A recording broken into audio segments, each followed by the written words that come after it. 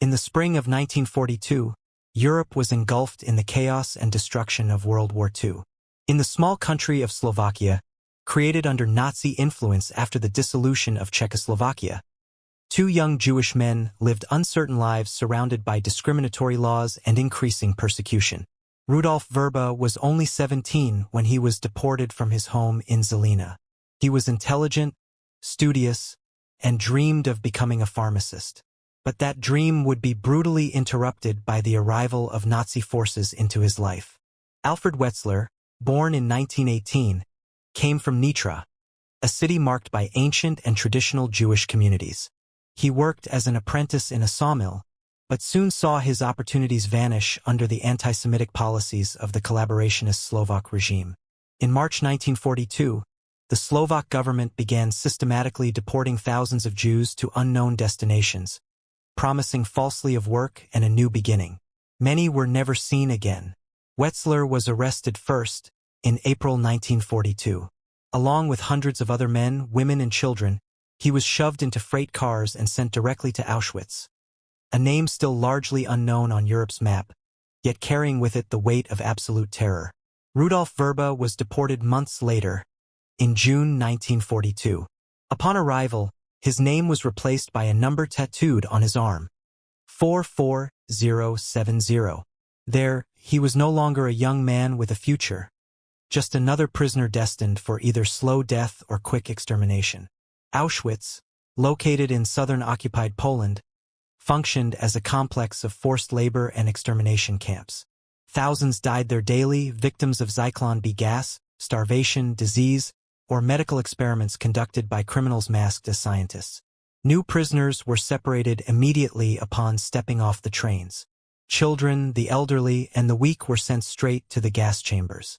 Those deemed fit worked until exhaustion, until they too were eliminated. Wetzler and Vrba had something in common besides youth and Jewish origin. Both were clever, resilient, and observant.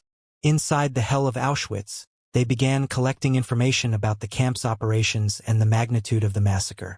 They witnessed with their own eyes the selection system, the trains arriving almost daily, the muffled screams, the constant smell of burning flesh coming from the crematoria. Each day increased their desire to escape, and to tell the world what was happening. But escaping from Auschwitz was nearly impossible. The camp was surrounded by electrified barbed wire, watchtowers armed with guards, and dogs trained to kill. Moreover, anyone who tried to escape knew that if caught, they would be punished with torture and public execution. Even so, some had succeeded. Before them, some Polish and Russian prisoners had escaped successfully, giving hope to those silently witnessing the genocide. Wetzler and Vrba began carefully planning their escape. They knew they would have to find a way to hide within the camp itself before attempting to leave, avoiding detection by nightly patrols. Meanwhile, they maintained contact with other prisoners, exchanged information, and observed the movements of SS guards, shift times, and blind spots in the watchtowers. In the heart of the Nazi killing machine, two young men decided to risk everything, not just for their own survival, but to bring the terrible truth about Auschwitz to the world. On April 1944, Rudolf Vrba and Alfred Wetzler were ready to put their plan into action. They knew that a single mistake would mean certain death, not only for them, but also for other prisoners who might be punished for their attempt.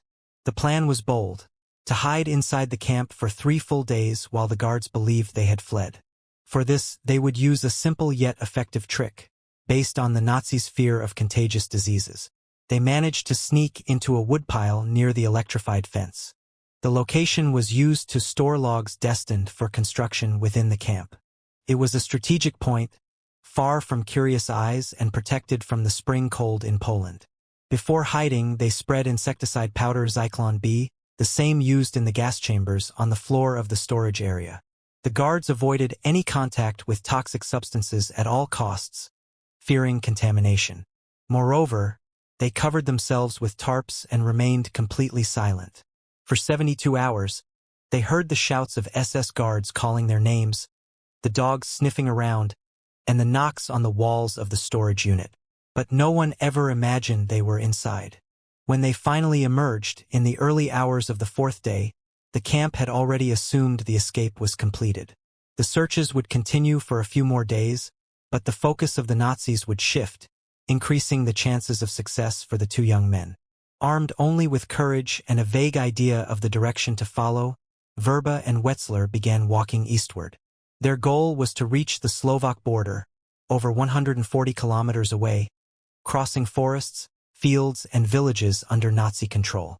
They knew soldiers and German collaborators patrolled roads and railways. Therefore, they chose to follow only secondary trails and open land, avoiding human contact as much as possible. In the first days, hunger and fatigue were their greatest enemies. They ate roots, herbs, and some rotten apples they found in abandoned orchards. They slept in empty stables or under thick trees. Fortunately, they encountered some sympathetic peasants who offered discreet help. A piece of bread, some milk, or temporary shelter. Some suspected they were deserters from the German army but asked no questions. With each step, the two young men recalled the horror they had left behind. Thousands dying daily in Auschwitz, families torn apart, children murdered. All of this motivated them to keep going, even when despair seemed to take over. Along the journey, Vrba and Wetzler discussed in detail everything they had seen in the camp.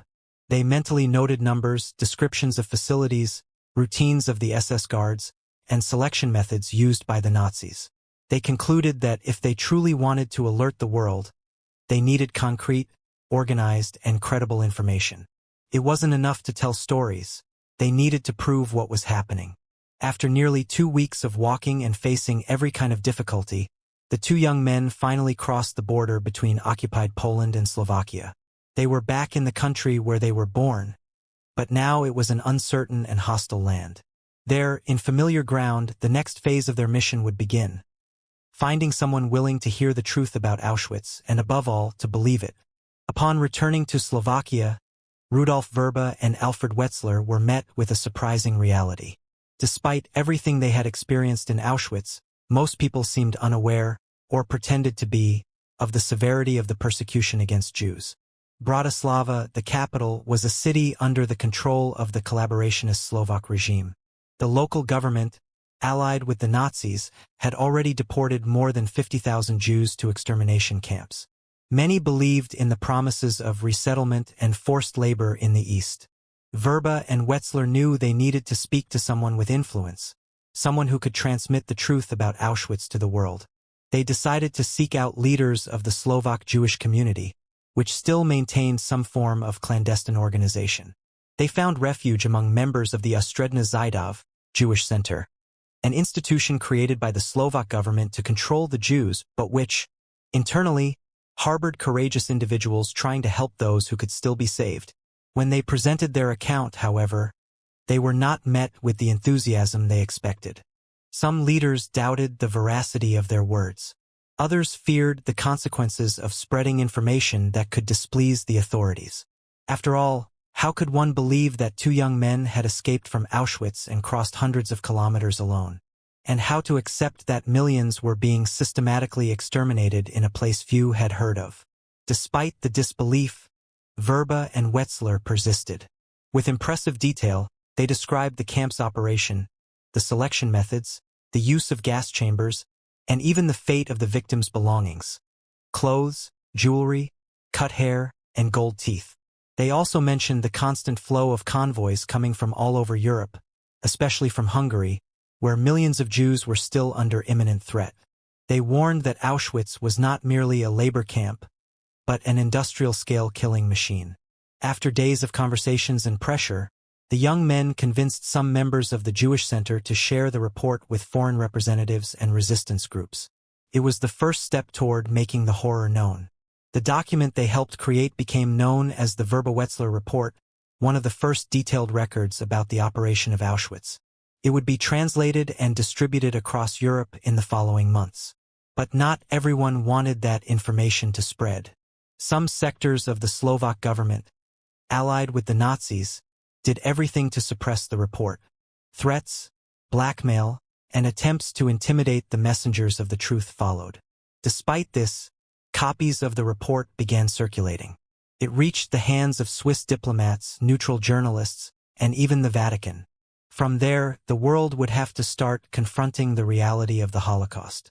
Vrba and Wetzler knew their mission was not yet complete. If the report fell only into bureaucratic hands, it might be archived and forgotten.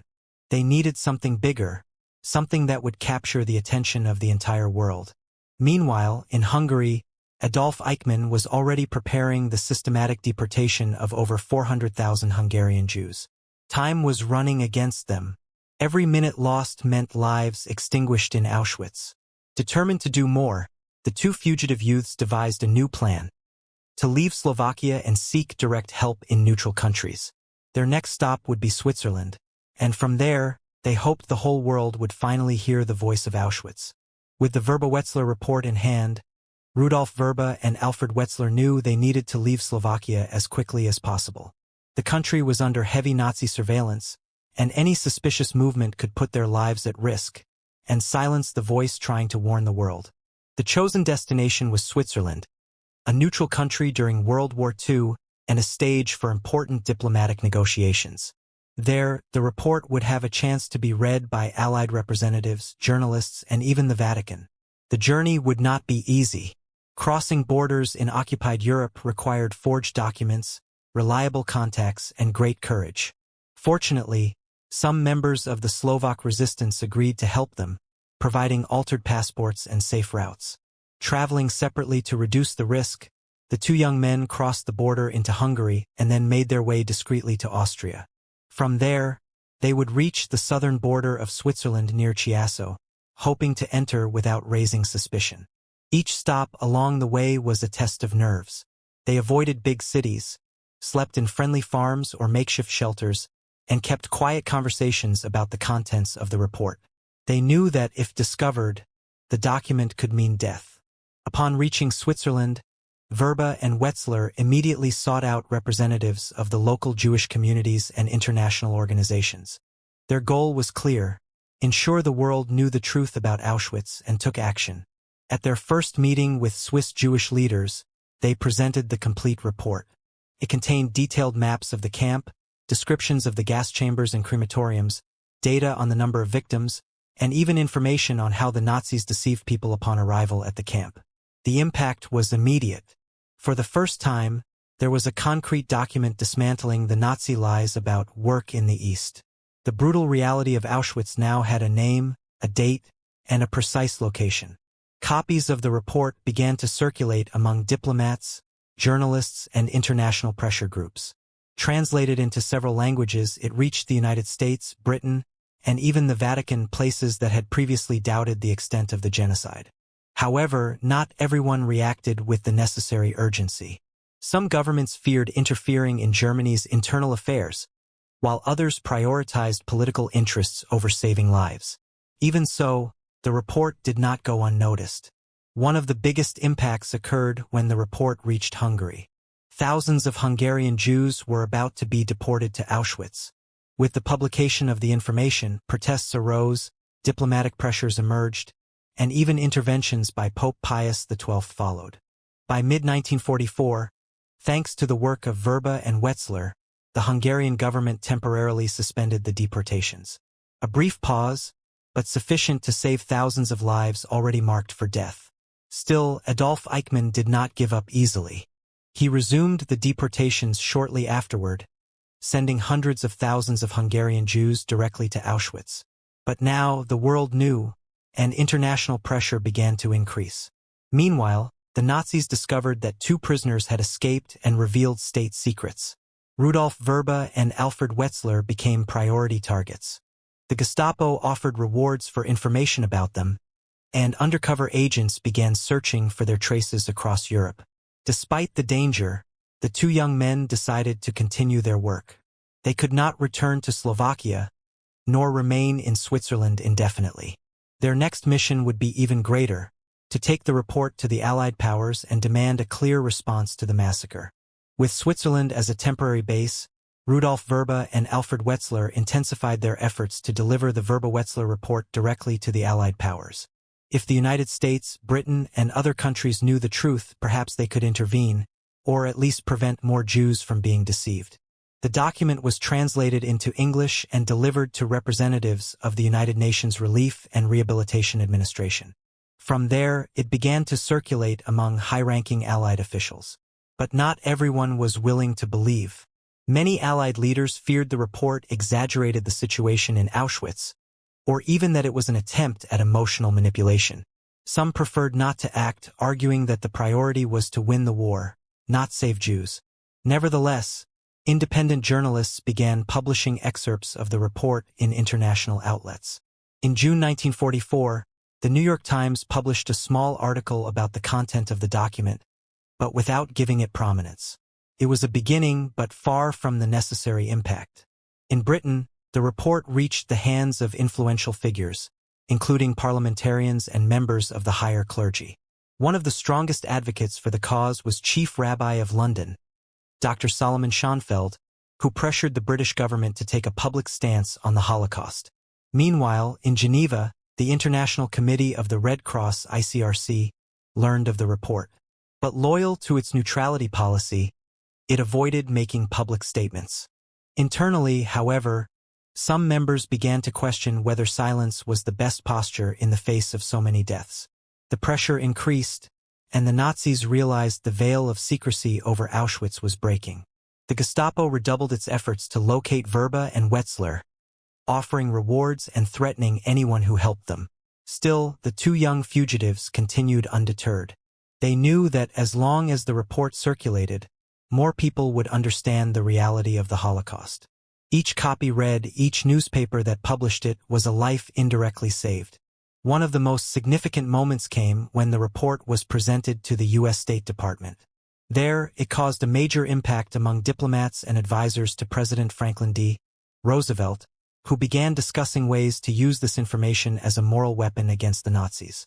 By mid-1944, the United States and Britain issued a joint declaration denouncing the war crimes committed in occupied Europe.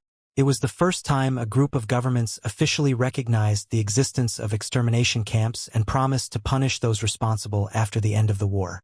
This declaration, although symbolic, was an important step.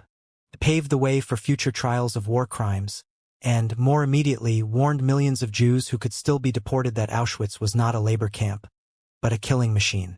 Vrba and Wetzler, now aware of the impact of their words, felt relieved they had done something concrete.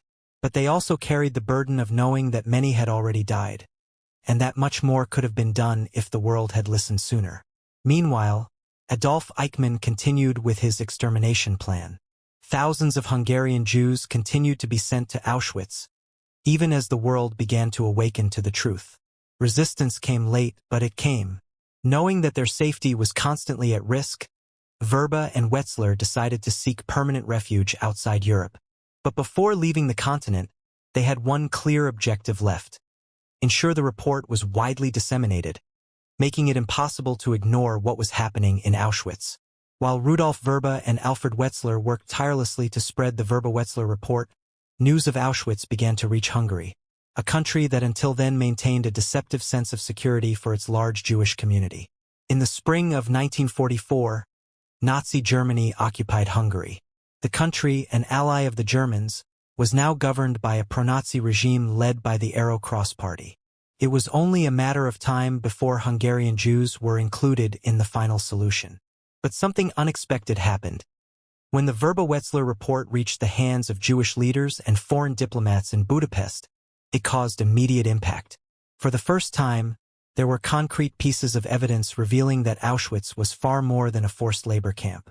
Rabbis, intellectuals, and members of the Jewish resistance began warning their communities about the true nature of the deportations.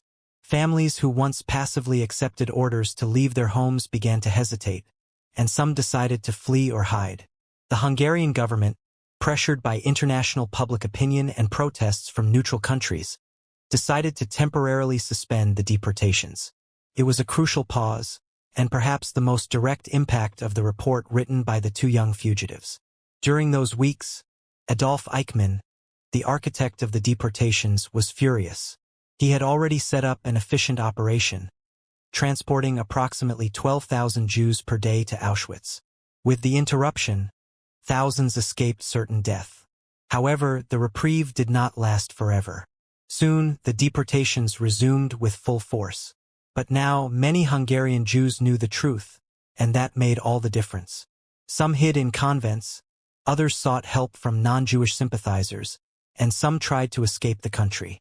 At the same time, Swedish, Swiss, and Italian diplomats in Budapest began issuing forged documents to save lives.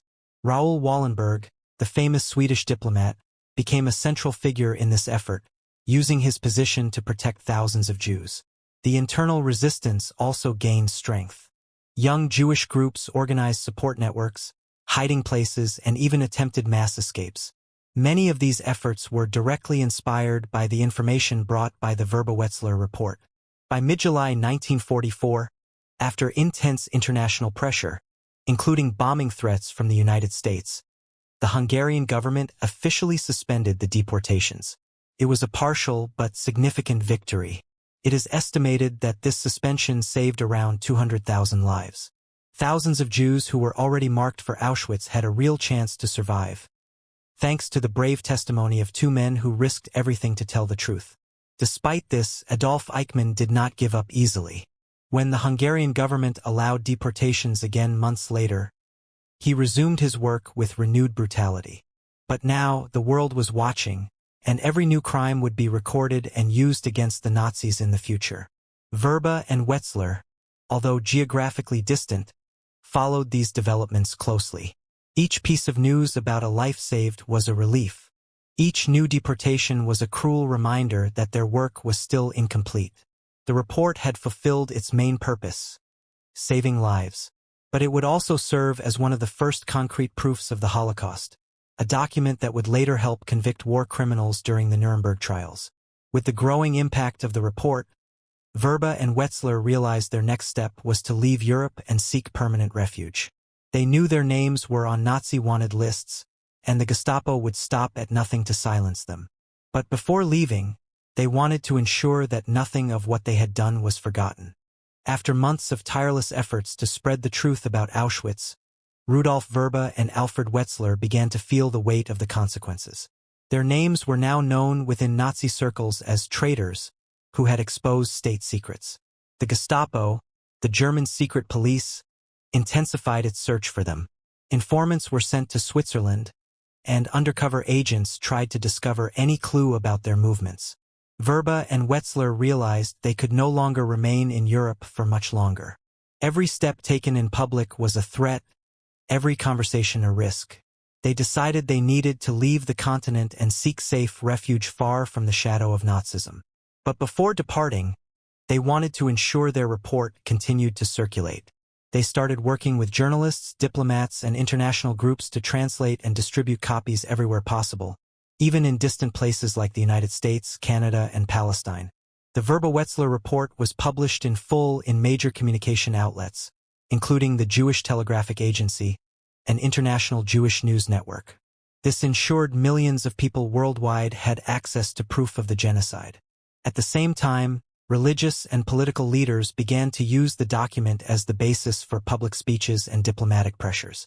In London, British Parliament members demanded their government do more to save surviving European Jews. In the United States, the report reached the hands of influential figures such as Treasury Secretary Henry Morgenthau Jr., who used the information to pressure President Roosevelt to create an official response to Nazi crimes. Meanwhile, Adolf Eichmann, furious about the escape of the two prisoners, ordered the SS to investigate the case thoroughly. He feared more prisoners might reach the same conclusion and expose other extermination camps. Vrba and Wetzler knew their only real chance of survival was to leave Europe. With the help of resistance groups and contacts abroad, they began planning their departure. But first, each would take different paths. Alfred Wetzler decided to return to Slovakia briefly, hoping to find relatives who may have survived the deportations. When he discovered that his parents had been taken to Auschwitz, he resolved to fight to keep their memory alive. Rudolf Vrba, on the other hand, went to Britain and joined the British Army as an interpreter. There, he would assist in the final Allied war efforts and provide detailed accounts of Auschwitz operations. During this period, Vrba became a key witness in preparations for the upcoming Nuremberg trials. His sharp memory and technical knowledge of the camp made him one of the first survivors to describe Auschwitz in detail to Allied authorities. Wetzler, meanwhile, returned to Slovakia after the war ended, hoping to rebuild his life in his homeland. However, the return was difficult. Many Jews had disappeared, and those who survived faced hostility and indifference. Throughout the years that followed, both men carried invisible scars. They had been forced to relive the horror countless times, telling their stories to hundreds of people and often facing disbelief or apathy in the face of so many deaths. Yet neither of them gave up. Their courage to escape, warn, and document what they saw in Auschwitz changed the course of history forever. And now, outside of Europe, they could begin to rebuild their lives but never forget those left behind. As World War II came to an end in 1945, Rudolf Vrba and Alfred Wetzler saw the world finally confront the horrors they had reported. Allied forces liberated the concentration camps, and images of survivors shocked global public opinion. Rudolf Vrba, now supported by British authorities, began collaborating directly with war crimes investigators. He was one of the few witnesses who could accurately describe the inner workings of Auschwitz, including names, dates, and methods used by the Nazis. His testimonies were fundamental in legal proceedings against war criminals, especially during the Nuremberg trials. His sharp memory enabled the identification of commanders, doctors, and SS officers who had participated directly in the genocide. Alfred Wetzler, on the other hand, returned to Slovakia shortly after the war ended, hoping to rebuild his life in his homeland. But the return was painful. Many Jewish cities were empty, synagogues destroyed, and neighbors who were once friends often acted as if nothing had happened. He tried to reconnect with family and friends who might still be alive, but most had been deported and murdered. With that, he decided to move to Prague, where he found work in journalism and began writing about his experiences. In 1946, Wetzler published his first book about the escape from Auschwitz, using the pseudonym Josef Lanek. The book, titled The Auschwitz Cheater, became a success in Czechoslovakia and helped keep the memory of the Holocaust alive in Eastern Europe. Meanwhile, Rudolf Vrba settled in Britain and later immigrated to Canada, where he became a university professor of pharmacology. Although he radically changed careers, he never stopped speaking about Auschwitz when asked. For him, the greatest danger was not just the past, but forgetting and repeating the same mistakes. Wetzler, on the other hand, faced political difficulties in post-war Czechoslovakia. With the rise of communism, critics of the regime were silenced or persecuted. In the mid-1950s, he decided to leave the country and move to Israel, where he would spend the rest of his life. In Israel, Wetzler reintegrated into civil life and worked as an engineer.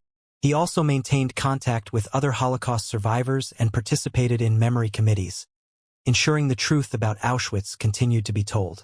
Despite being separated geographically, the two fugitives remained in touch over the years.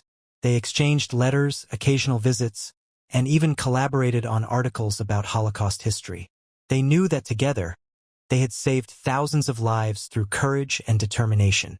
Over the following decades, the Vrba-Wetzler report gained increasing recognition as one of the most important documents of the 20th century. Historians, judges, and educators referred to it as undeniable proof of Nazi genocide. However, not everyone treated the two men as heroes. Some denial groups tried to discredit their versions, accusing them of exaggeration or distortion. Even in the face of this, they never retreated, always defending the truthfulness of their words with data, maps, and testimonies. Gradually, European governments began officially recognizing the role of Vrba and Wetzler. Slovakia, Hungary, and even Germany established awards, monuments, and educational centers in honor of the two men who risked everything to tell the truth. But above all, Vrba and Wetzler knew how to live with a heavy conscience and a heart filled with purpose. They carried the pain of those who witnessed hell, but also the strength of those who fought to prevent others from being swallowed by it. By the late 20th century, the roles of Rudolf Vrba and Alfred Wetzler in Holocaust history were increasingly recognized.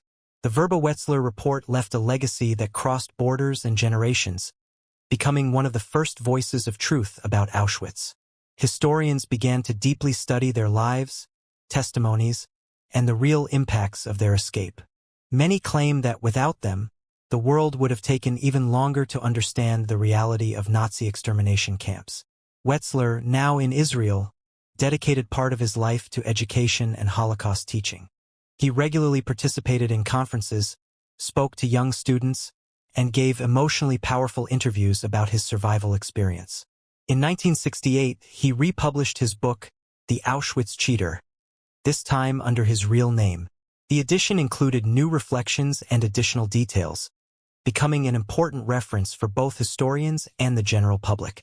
Rudolf Vrba, in Canada, kept his academic career but never stopped talking about Auschwitz. He was known for his historical accuracy, firm tone, and determination to combat Holocaust denial. Vrba frequently corrected historical inaccuracies in official documents and newspaper articles. He insisted that the truth must be told precisely, not only as a memorial but as a warning for the future. In the 1980s and 1990s, with the growing global interest in the Holocaust, the names of Vrba and Wetzler appeared in documentaries, films, and museum exhibitions. Their testimonies were preserved as part of the United States Holocaust Memorial Museum's Memory Project. Both men received posthumous and lifetime honors. In Slovakia, schools were named after them. In Israel, monuments were erected in their honor. And in educational institutions around the world, their texts are used as primary source material. Despite all recognition, Vrba and Wetzler always remained humble. They never saw themselves as heroes, but rather as witnesses forced to tell a story no one wanted to hear, yet one that needed to be told. They knew that by escaping Auschwitz, they not only risked their own lives but also took on the responsibility of carrying the memory of those who did not have the chance to escape. As the years passed, the losses weighed heavily. Friends, family, and comrades in struggle were disappearing. Each anniversary of the liberation of the camps brought painful memories, but also reinforced the duty to continue speaking. Wetzler died in 1988 at age 71. His death marked the end of an era, that of those who lived and witnessed the horror from within. But his voice lived on through his words, interviews, and book. Vrba lived until 2006, when he passed away at age 81. At his funeral, friends, students, and colleagues remembered him as a man of courage, intelligence, and integrity. His contributions to history and science were equally celebrated. Today, the legacy of Rudolf Vrba and Alfred Wetzler remains alive in classrooms, books, memorials, and the hearts of those who believe that truth can change the world, even when it is difficult to hear.